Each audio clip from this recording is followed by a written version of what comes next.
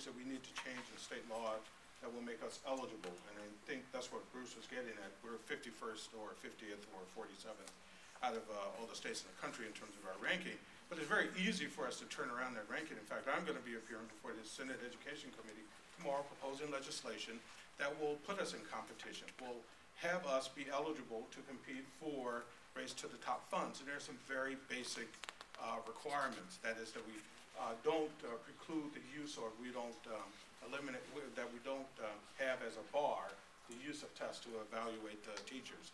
How we gather data, having higher standards in our tests. I mean, those are basic things that we should do, whether we're competing for Race to the Top or not.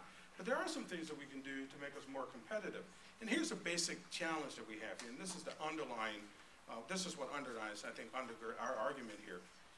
The Secretary of Education, Arne Duncan, and the President of the United States has made it very, very clear that when they evaluate Race to the Top application, they're going to look at two things: the quality of the plan itself. That's important. You need to look at innovation. What are those things that we need to do in an urban environment in early 21st century America to ensure that our kids are educated so that they can compete in a worldwide economy? We need to know what those strategies are. But here's the other piece of it.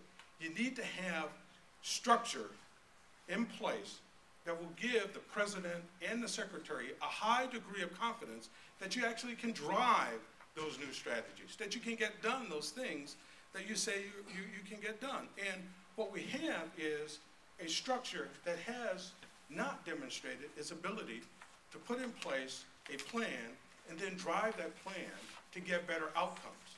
So what we're dealing with here is, what is the best structure to drive a plan to get better outcomes for our children at the end of the day?